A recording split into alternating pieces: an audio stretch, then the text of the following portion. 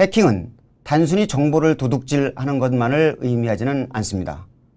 해커들은 금융기관의 전산 시스템에 접속해서 돈을 무단으로 이체하기도 하고, 한전의 배전 시스템을 파고들어 전기를 끊기도 하고, 한국수자원공사의 급수 시스템에 접근한 후 물 공급을 차단할 수도 있습니다.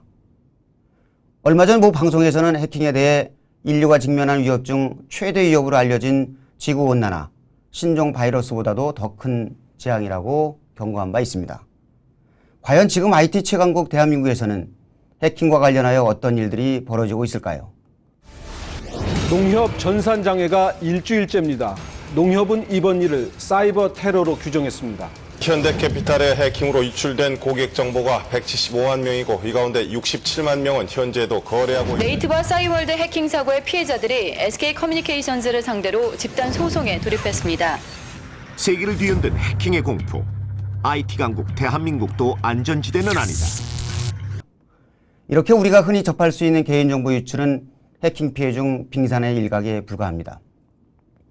해킹 문제는 국방, 국부 유출, 국가 질서, 국민 인권 등 4가지 차원에서 심각한 문제를 야기합니다. 최근 SK컴즈의 3,500만 개인정보가 유출되는 사건이 터지며 전 국민이 해킹 공포에 휩싸였다. 비교적 철통 보안을 자랑하던 금융권 해킹 사고 또한 개인 고객들의 막대한 피해를 일으키고 있다. 기업의 개인정보 유출은 대규모 소송으로 직결되고 있어 고객 정보 보호는 이제 기업의 존폐를 좌우할 수 있는 중대 사안이 됐다. 기업을 대상으로 하는 사이버 테러 또한 국경을 초월하고 있다. 오랜 시간 공들여 연구한 핵심 기술의 유출은 기업의 치명타로 작용할 수밖에 없다. 해커의 타깃은 군사적 목적의 테러 수준으로 진화했다. 사이버 공간은 새로운 전쟁터로 떠올랐으며 강대국들은 국경을 초월한 공간에서 이미 소리 없는 전쟁을 시작했다. 정보가 곧 무기인 시대. 국경 없는 사이버 테러의 심각성을 인식하고 발빠르게 대처할 필요가 있다. 현대전은 사이버 전쟁입니다. 사이버 전쟁에서 해킹 기술은 곧 국방력입니다.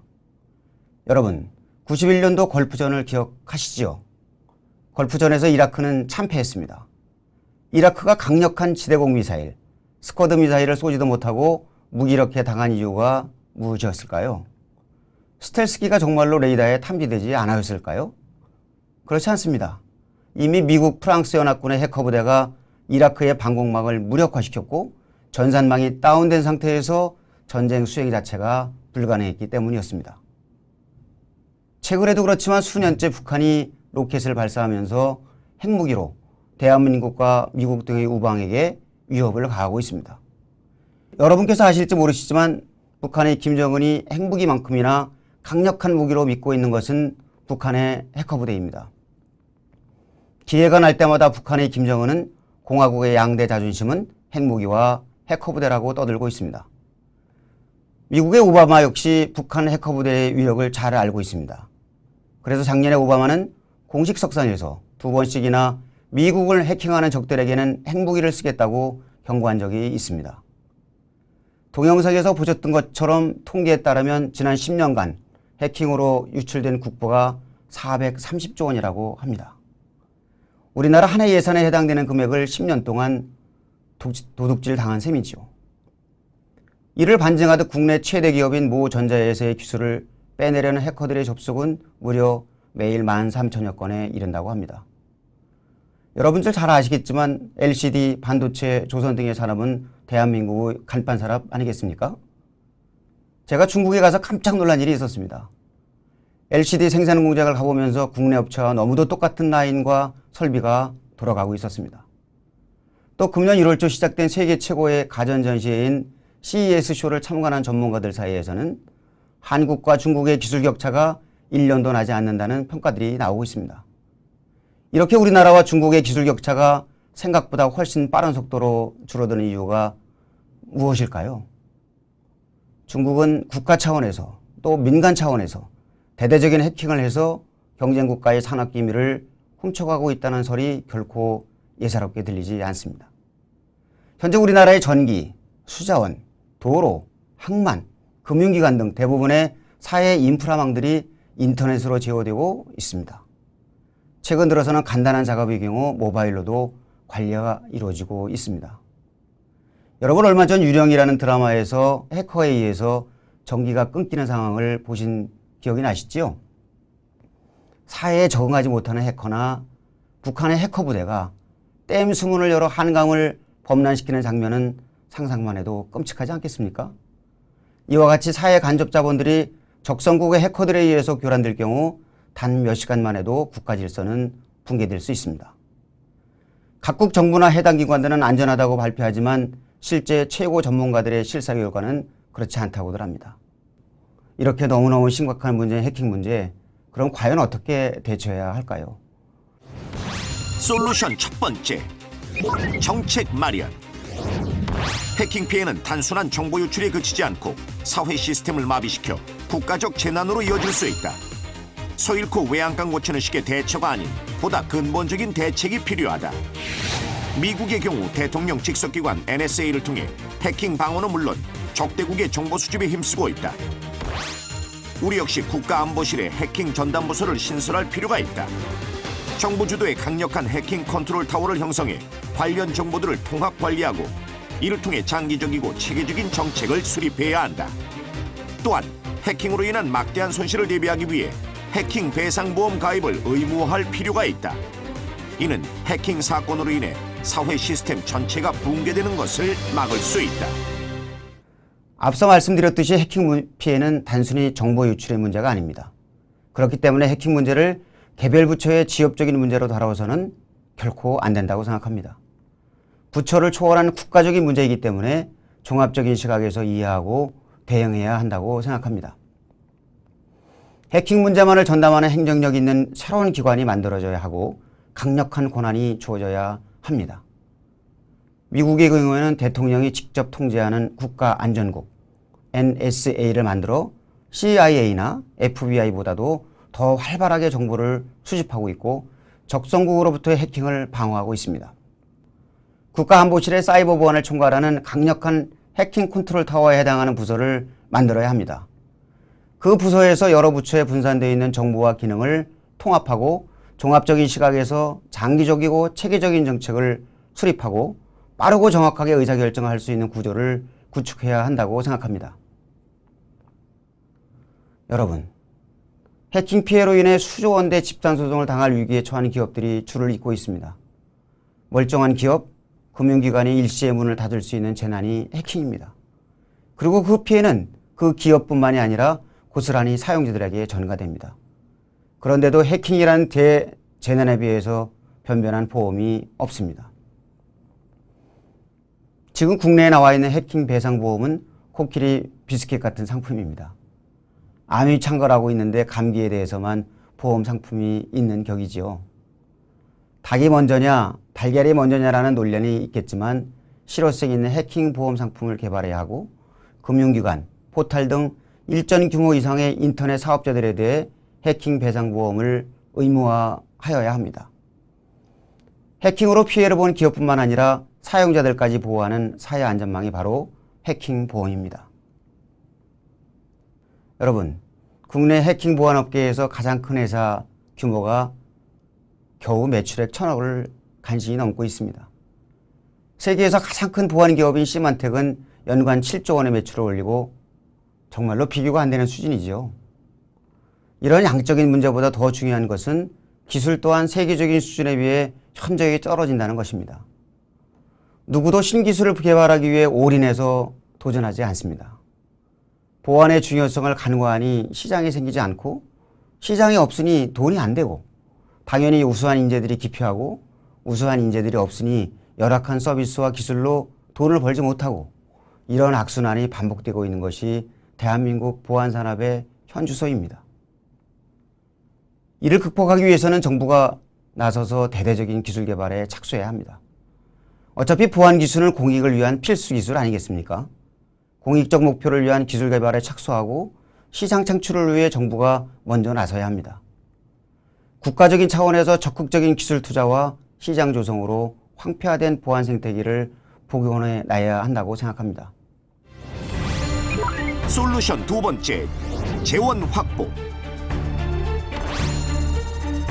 현재 대한민국 보안 시장 규모는 미국의 26분의 1 수준에 불과하다. 보안은 사회 안정과 직결되는 문제이므로 정부 차원의 적극적인 기술 투자와 시장 조성이 필수다. 여기에 수익자 부담의 원칙에 따라 인터넷 기반 사업자와 국가기관시설 사업자들도 재정 확보에 함께 나서야 한다. 정부와 민간이 공동 출연하여 사이버 안전기금을 조성하고 마련된 기금으로 해킹 피해 방지를 위한 종합적인 사업을 시행할 수 있다. 이는 장기적으로 기업과 국가의 이익으로 환원될 것이다. 화이트해커 양성도 시급하다. 다가올 사이버전에 대비해 국립 해킹 사관학교를 신설해 전문 인력을 양성해야 한다. 미래 시대가 필요로 하는 해킹 인재를 적극 활용해 세계 속 대한민국의 입지를 높이고 국가 경쟁력을 키워야 한다. 여러분, 결국 이 모든 활동을 가능하기 위해서는 재정적인 문제가 선결되어야 합니다. 정부도 나서야 하고 수익자 부담의 원칙에 따라 인터넷 기반 사업자, 국가기관 시설 사업자들도 나서야 한다고 생각합니다. 정부와 민간이 공동으로 출연하여 기금을 조성할 필요가 있습니다. 일명 사이버 안전기금을 조성할 필요가 있습니다. 이 기금으로 해커를 양성하고 보안 기술을 개발하고 보안 제품 구매 활성화를 유도하고 사용자 교육도 실시하는 재원으로 써야 한다고 생각합니다. 해킹 문제를 해결하기 위해 가장 중요한 것 중 하나가 소위 말하는 화이트 해커의 양성입니다.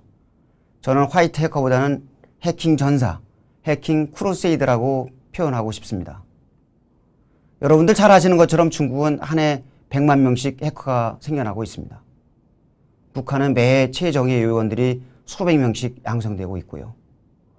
반면 지금 국내 해커들은 다 모아도 500명이 채 안 되는 수준밖에 안 된다는 것이 보안 전문가들의 판단입니다. 이러한 상황을 해결하기 위해서 해킹 전사, 해킹 크루세이드를 양성하는 해킹 사관학교를 만들어야 한다고 생각합니다.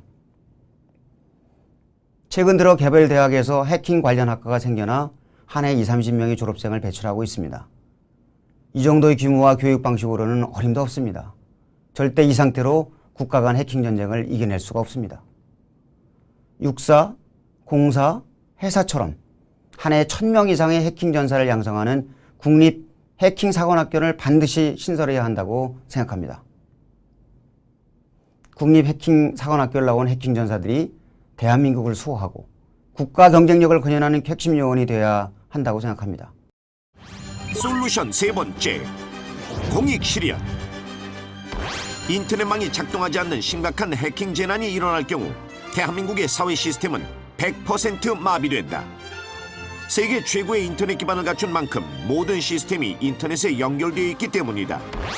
따라서 전시를 대비한 민방위 훈련처럼 사이버 재난에 신속하게 대처하기 위한 해킹 민방위 훈련 체계를 구축해야 한다.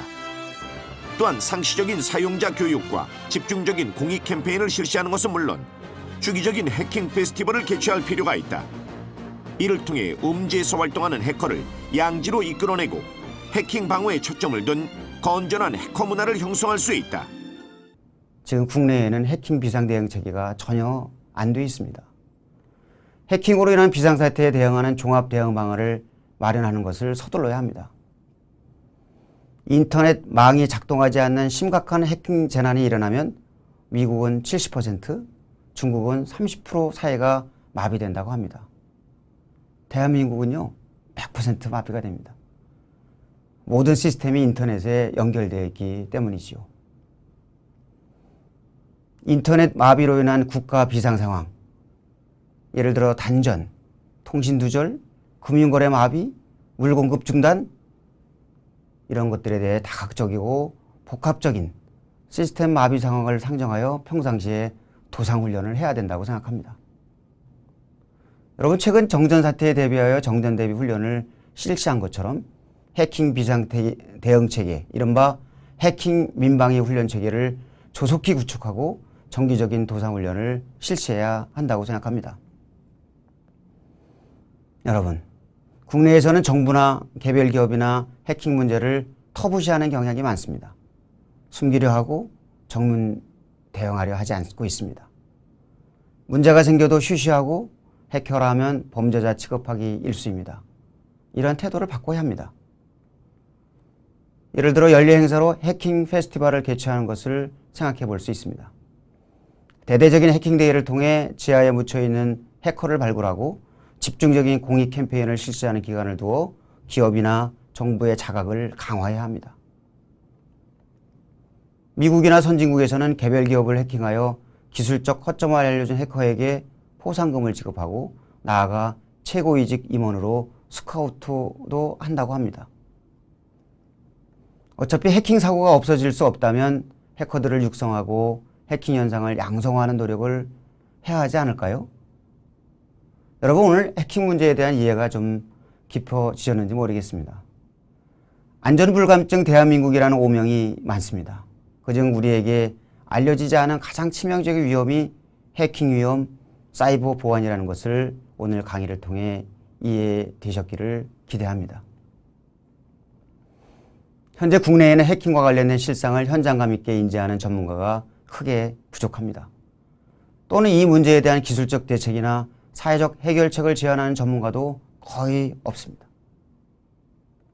IT 최강국을 자처하면서도 해킹 분야의 기술은 너무나도 취약하다는 것이 IT 강국 코리아의 현주소입니다. 여러분, 해킹 문제는 국가 생존의 문제입니다. 100% 대한민국의 안전한 생존을 위하여 하루빨리 전담 문서를 신설하고 현황 파악에 나서야 한다고 생각합니다. 또 지체 없이 대응책을 마련하고 재무적, 정책적 지원을 해야 한다고 생각합니다. 이런 적극적인 노력을 통해서 IT 최강국 대한민국이 해킹 최강국 대한민국으로 발돋움하기를 간절히 염원하면서 강의를 마치도록 하겠습니다. 여러분, 경청해 주셔서 감사합니다.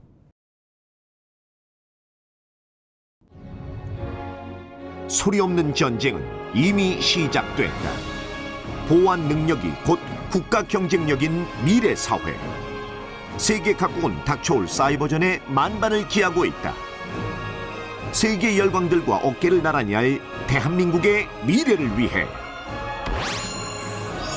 IT 강국을 넘어 보안 강국 코리아.